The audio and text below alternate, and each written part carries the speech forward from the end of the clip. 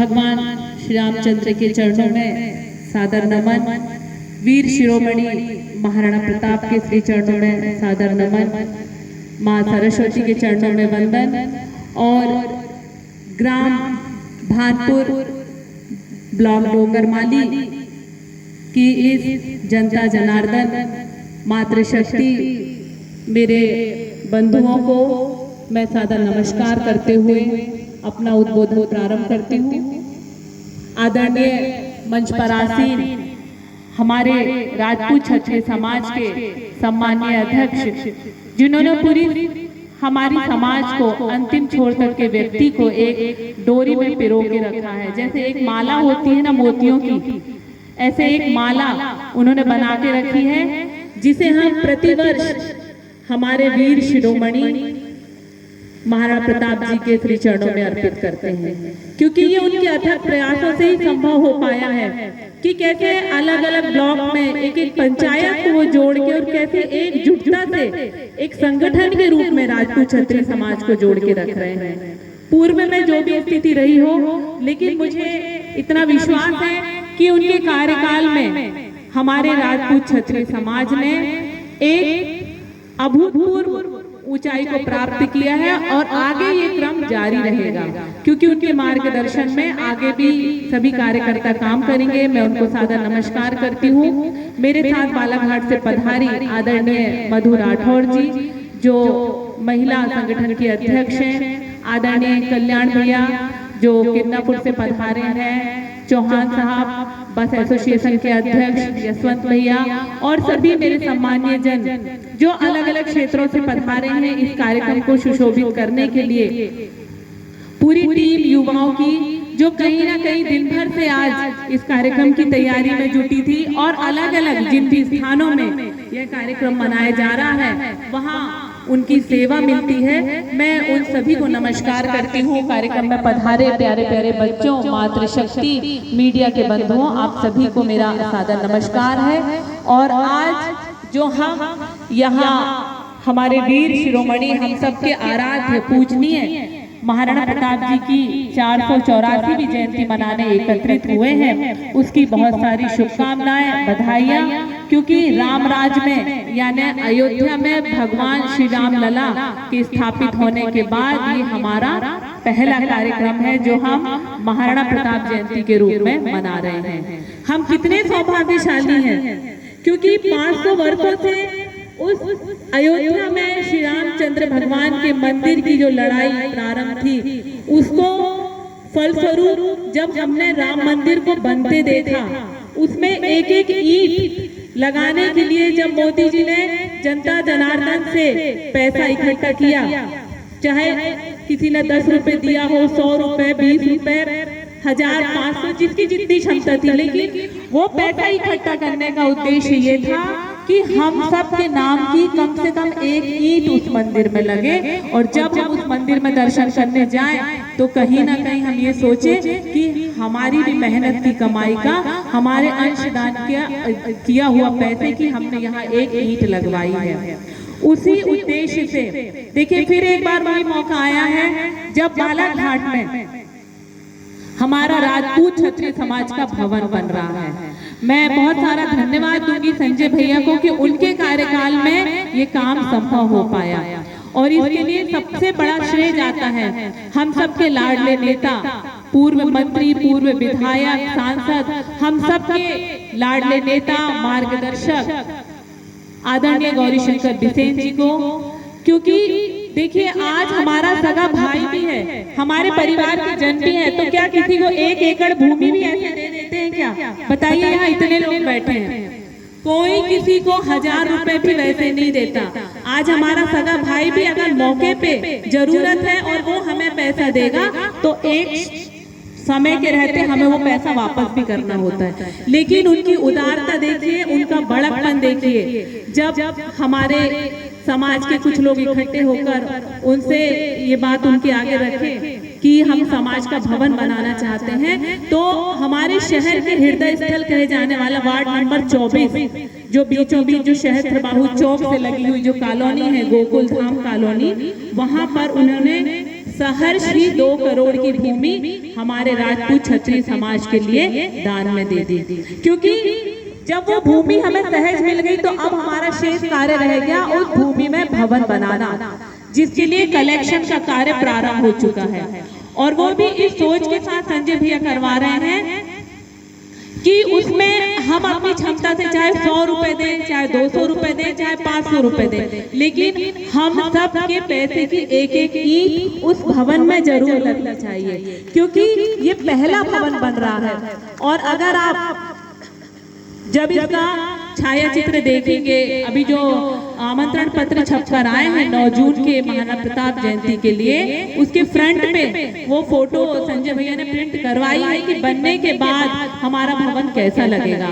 वो इतना विशालकाय होगा और हम सबकी मेहनत से, हम सबके योगदान से, हम सबके अंशदान से जब वो बनेगा, चाहे हमने कितना भी कंट्रीब्यूशन किया हो, लेकिन जब वो बन के तैयार होगा ना तो हमें भी गर्व महसूस होगा कि ये हमारा अपना भवन है। आज यहाँ हम छोटा बड़ा कोई भी आयोजन कर सकते हैं अपनी खुशी से, और इसमें हम एकजुट दिखेंगे। देखिए आज प्राय बालाघाट में या और कहीं भी आप गांव शहरों में देखिए, लगभग हर समाज के भवन रहते हैं, चाहे 1 कमरे का हो चाहे 2 कमरे का हो, लेकिन इतनी बड़ी सौगात जब हमें मिल गई भूमि की और उस पर हम जब ये भवन का भूमि पूजन कर रहे हैं, तो मेरा निवेदन है कि हम सबके लिए बहुत बड़ी सौगात है ये, हम सबकी उपस्थिति अनिवार्य होना चाहिए। जैसे अभी भैया ने बताया कि हम मात्रा में कम नहीं हैं, मैं नहीं मानती कि हम मात्रा में कम हैं। हम मात्रा में कम नहीं हैं, हम उपस्थिति में कम हैं। हमारी मात्रा तो इतनी है कि अगर हम सब एकजुट हो जाएं तो किसी दूसरे की जरूरत ही नहीं है, लेकिन हम हमेशा उपस्थिति में कम रहते हैं। क्यों रहते हैं, ये सोचने वाला विषय है। अगर ऐसे भव्य आयोजन में भी हम एकजुट नहीं हुए तो फिर हम कब एकजुट होंगे, आप बताइए। क्या महाराणा प्रताप जयंती सिर्फ इसलिए मनाई जाए कि हम यहाँ आके नारे लगाएं कि जब तक सूरज चांद रहेगा महाराणा तेरा नाम रहेगा? क्या सिर्फ नारे लगाने के लिए हम महाराणा प्रताप जयंती मनाते हैं? मुझे बताइए, ये मेरी व्यक्तिगत सोच है। मेरा मानना है कि यदि हम जयंती मना रहे हैं उस दिव्य पुरुष की, जो सिर्फ पुरुष नहीं थे, दिव्य पुरुष थे, एक दैव्य आत्मा थे, जिन्होंने अवतार लिया था इस धरती पे राजपूतों की रक्षा के लिए, उनकी आन बान शान की रक्षा के लिए, उस नारियों के सम्मान के लिए जो घर के अंदर रह के भी उस समय असुरक्षित थी। तो क्या हमारा सिर्फ इतना ही दायित्व बनता है कि हम हर साल एक दिन इकट्ठे हो जाएं और ये नारे लगाएं, या सिर्फ उनके छाया चित्र पे माला चढ़ा के और हम कार्यक्रम खत्म कर दें?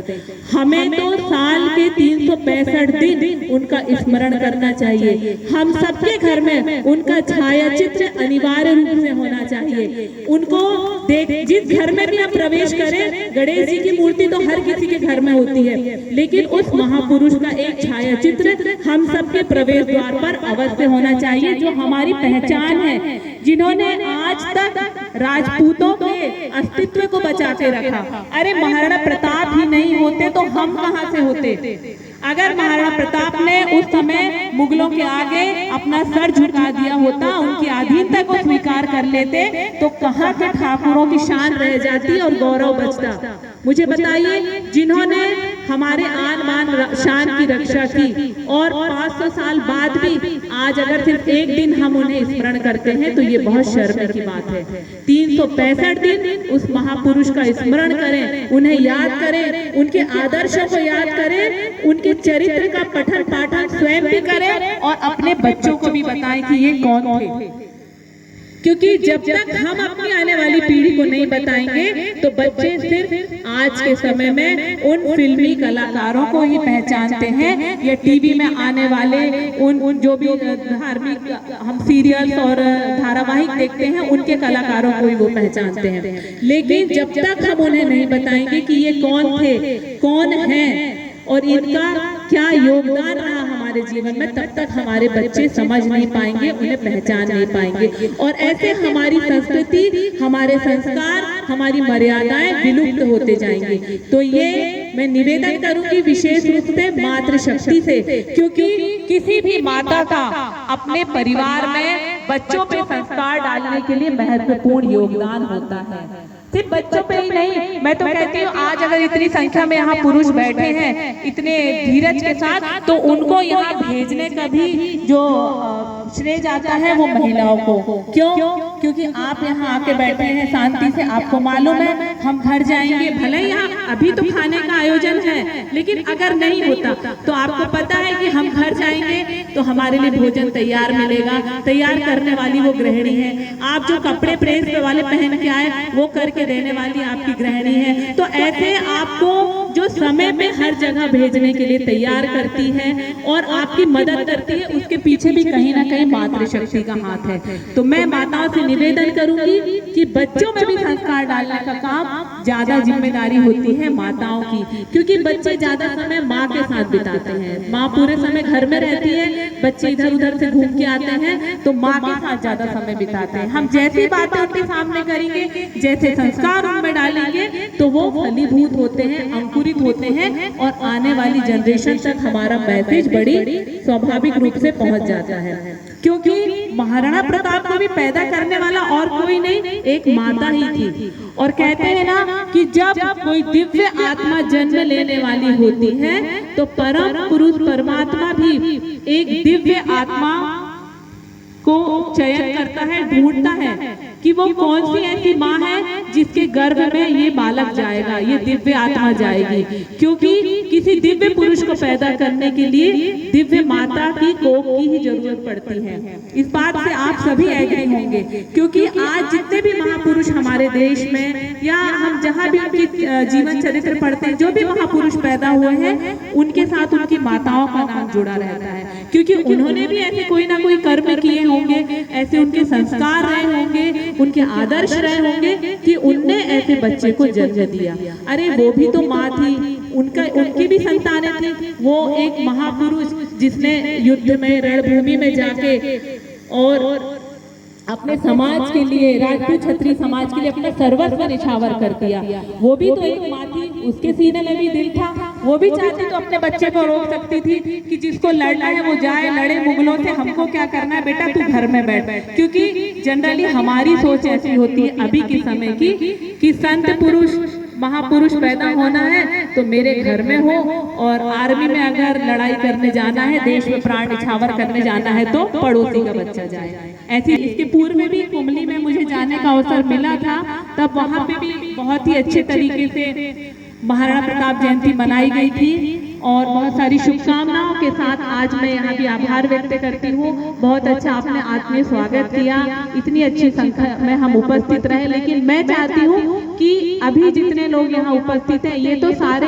आएंगे ही, आप सादर आमंत्रित हैं 9 जून के कार्यक्रम के लिए, लेकिन उससे ज्यादा संख्या होनी चाहिए, तभी तो हम वहाँ जिला में हमारे मुख्यालय में बालाघाट शहर में दिखा पाएंगे कि हम राजपूत क्षत्रिय रहने को अलग अलग क्षेत्रों में बसे हैं, टुकड़े टुकड़े में, भले ही कम कम संख्या में, लेकिन जब हम एकजुट हो जाते हैं तो किसी दूसरे को, हमें किसी दूसरे की जरूरत नहीं है और हम सब अपने आप में ही परिपक्व हैं, काफी हैं, मजबूत हैं। चाहे विचारों के साथ हो, चाहे वहाँ जो भी प्रदर्शन करें, चाहे संबोधन हो, उद्बोधन हो, जैसे अभी तलवारबाजी हुई, सांस्कृतिक कार्यक्रम हुए, बच्चों को सम्मानित किया जाएगा, ऐसी विभिन्न प्रकार की गतिविधियों का वहाँ आयोजन किया जाएगा। उन सब में हम बढ़ चढ़कर हिस्सा लें, अपनी प्रतिभाओं को दिखाएं। जो बच्चियां, जो बच्चे अच्छी पढ़ाई कर रहे हैं, किसी भी क्षेत्र में अग्रणी होकर काम कर रहे हैं, उन सब का रजिस्ट्रेशन प्रारंभ है, फॉर्म भरे जा रहे हैं और उन सब को वहाँ सम्मानित भी किया जाएगा। और ये भले ही पहला वर्ष है कि हम भूमि पूजन के साथ महाराणा प्रताप जयंती मना रहे हैं, लेकिन मेरा मानना है कि साल प्रति साल ये हमारी स्पीड बढ़ती जाएगी और आज इतनी संख्या में हम हैं। अगले निवेदन में हमारे जिला अध्यक्ष महोदय से करना चाहूंगी, संजय भैया से, कि आपके द्वारा बहुत अच्छे अच्छे काम किए जा रहे हैं, संगठन को एकजुटता के साथ आप जोड़ के रख रहे हैं, सबको एक पहचान मिल रही है और हर किसी कार्यकर्ता को आप बराबर से सम्मानित करते हैं। तो मैं चाहती हूँ कि युवा युवती परिचय सम्मेलन, सामूहिक विवाह, ऐसे कार्यक्रमों का भी शुभारंभ आपके हस्ते किया जाए तो ये आपके कार्यकाल की एक उपलब्धि होगी और एक बहुत हमें एक बहुत एक अच्छी चीज प्राप्त होगी। मेरा मानना है कि आप लोग मेरे विचार से सहमत हैं कि युवा कीर्ति परिचय सम्मेलन हमारे राजपूत क्षत्रिय समाज का जिला में बालाघाट जिले में हो या अन्य किसी ब्लॉक में जहां हमको लगता है कि यहाँ संख्या अच्छी मिलेगी और सामूहिक विवाह का भी आयोजन किया जाए, तो इसको बोलना चाहती हूँ कि इससे कनेक्टिविटी बनी रहेगी, हम सबका एक जुड़ाव बना रहेगा। जैसे मैं सिवनी जिला छपारा से हूँ, तो वहाँ पे भी हमारे राजपूत क्षत्रिय समाज की बहुत बड़ी संख्या है और वहाँ लगभग मुझे ऐसा याद है अच्छे कार्यक्रम का शुभारंभ आपके कार्यकाल में किया जाए तो ये बहुत ही हर्ष का विषय होगा। मैं बहुत समय ले लिया आपका क्योंकि मुझे जाना था और मुझे बहुत सारी बातें भी आपके समक्ष रखनी थी, तो मैंने वो सारी बातें आपके समक्ष रखी। बहुत अच्छा लगा आप सभी से मिलकर। इसके पूर्व में भी मुझे आने का अवसर मिला था। जब भी कोई कार्यक्रम आयोजित होगा मैं और आऊंगी, लेकिन अभी मेरी एक आवश्यक बैठक है 9 बजे से, तो मुझे तुरंत निकलना होगा। मैं क्षमा चाहती हूँ। सफल आयोजन के लिए पूरी टीम को बहुत सारा धन्यवाद, शुभकामनाएं, बधाइयाँ। धन्यवाद। भारत माता की जय।